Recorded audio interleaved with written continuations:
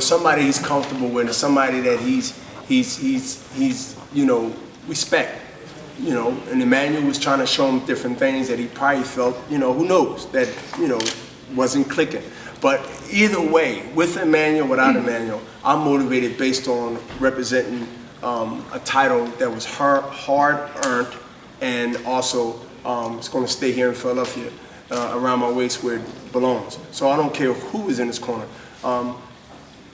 The only person and the only thing that I think that at the end, it's going to come down to the better fighter.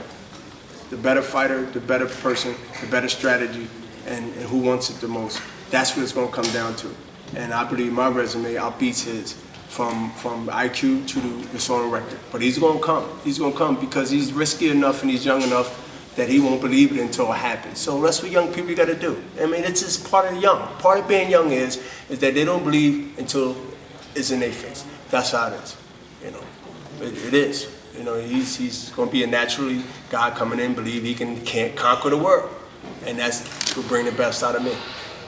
But are you fighting just still because you like to fight and you like to win? Or still, do you feel like you have anything to prove? I always have. Excuse me, go ahead. That's it. I always have something to prove, especially when it's a competition that I'm better than you. Yes, I must confess that I really have a problem. I need therapy. I've been addicted for many years, and it's something that I probably have to go soon to get help with that problem.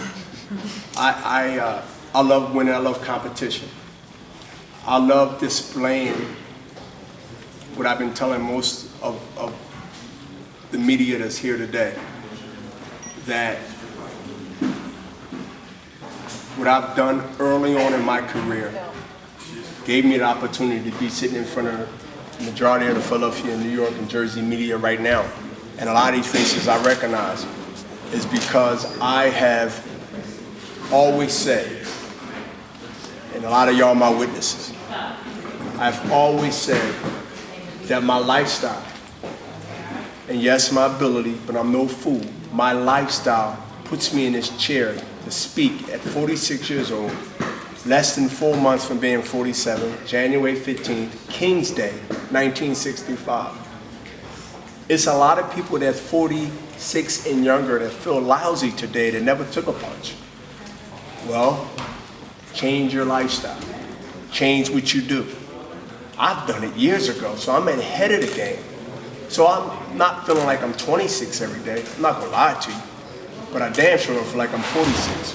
I would say if I had to put a number on myself the way I feel today, 36. So if I'm 36 to 46, that means I'm 10 years ahead of the game.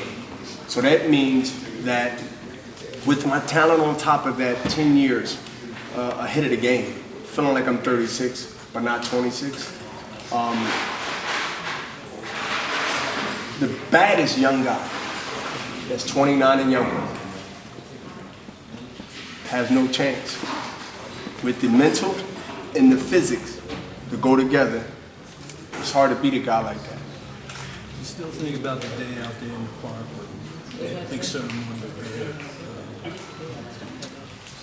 and everybody, Say that again? You still think about the day out in the park where they had the big ceremony, where another and everybody ran you for the world title. You still, is that sunk in yet? I mean, because that was a big day. Yeah, it was a big day. It sunk in, it was good, and it was respectful. It was respectful. Hey, listen, before everybody go, I want to say one thing. No, I'm not saying before everybody, because I know you was getting people together, so I got something to do. No, but in the ring. I'm on my schedule. Before everybody disperse and they leave, is this. It's one thing that's very important. Everybody has their own style. And my style is more of representing me when it's all said and done. I don't have to throw money in the air. I don't have to show y'all how much cars I have and talk about my wealth and talk about this. You work hard, you deserve these things. Who the hell cares? Right? To me, to be rubbing it in your face, it ain't about that. It's about where my heart and where my spirit at and how I feel when I represent Philadelphia and myself first when I step in that ring.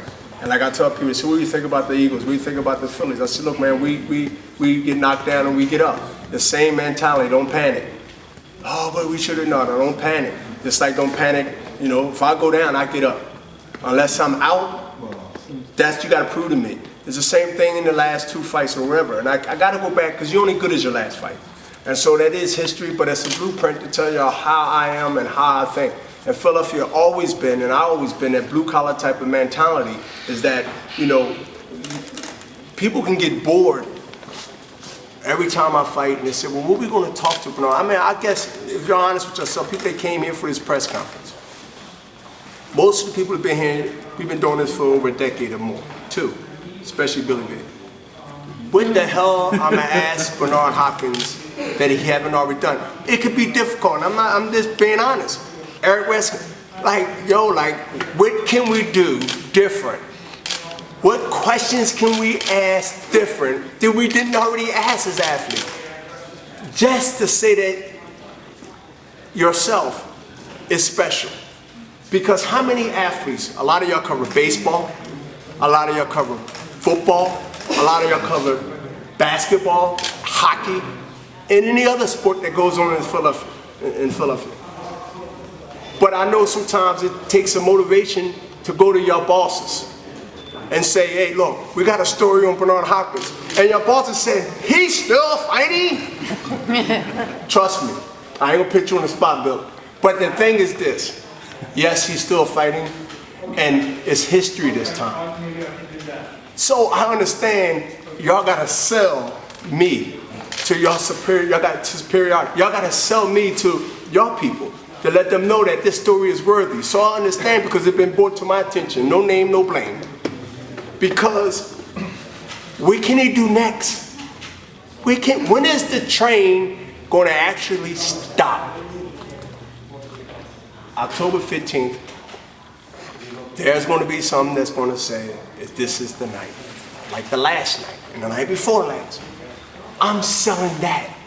That if that's possible, which anything is possible, then I think that's the good reason to tune in. October 15th on HBO pay-per-view is to see that Father Time shows up and along with Chad Dawson and actually gang Bernard Hopkins.